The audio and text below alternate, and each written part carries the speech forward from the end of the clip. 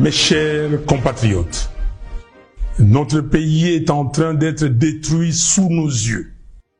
Il est impératif d'agir sans tarder pour empêcher l'irréparable, à savoir la balkanisation du Congo. Une menace imminente qui met en péril notre souveraineté. Nous n'avons plus d'autre alternative. Il est temps de sauver notre nation du spectre d'effondrement. Depuis le 30 juin 1960, notre pays n'a jamais affronté un défi aussi existentiel. La guerre qui ravage actuellement notre territoire menace l'unité de notre nation. Dans ces contextes d'extrême urgence, la cohésion nationale doit s'imposer comme notre priorité politique absolue. Chaque jour, nos villes, nos territoires, nos villages et nos provinces tombent sous le joug des agresseurs, tel un héritage laissé à l'abandon.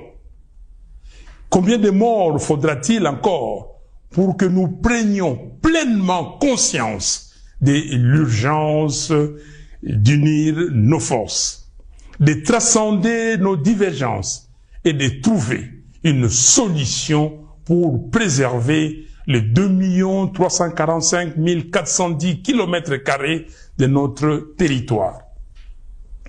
La balkanisation du Congo, insidieusement orchestrée sous nos yeux, ne saurait être tolérée.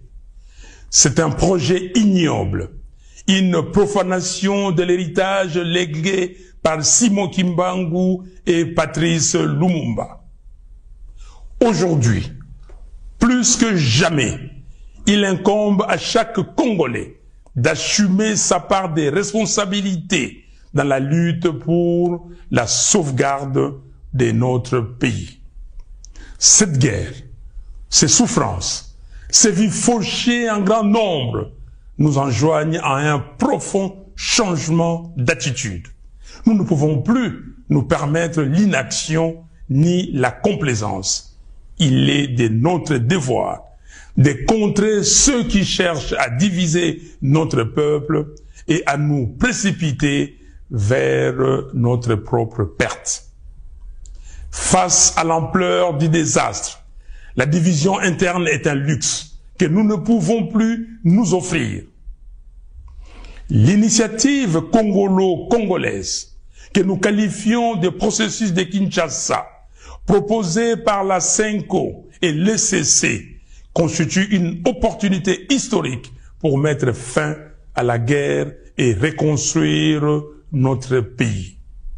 Ce projet ne se limite pas à un simple appel à la paix.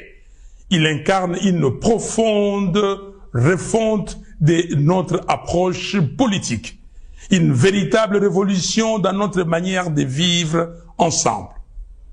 Je lance donc un appel ferme à tous les Congolais, quelles que soient leurs appartenances, à se rallier à cette dynamique de réconciliation et de cohésion nationale.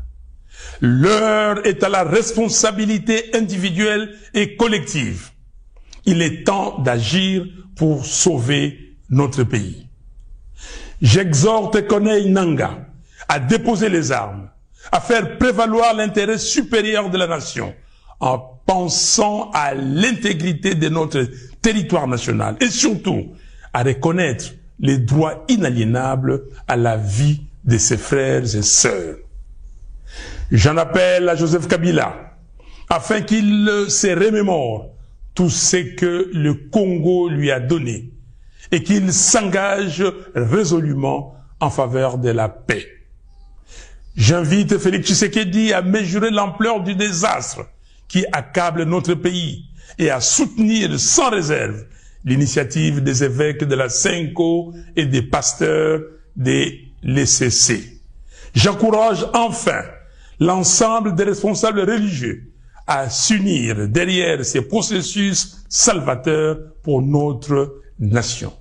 C'est une catharsis. Mes chers compatriotes, il est impératif que nous agissions sans délai pour mettre un terme à la guerre, stopper les massacres des Congolais, en finir avec les déplacements forcés de nos concitoyens, restaurer l'intégrité de notre territoire et alléger les souffrances de notre peuple. Il est temps de replacer notre nation sur la voie du développement, du progrès et de la dignité. Que Dieu bénisse le Congo et son vaillant peuple. Je vous remercie.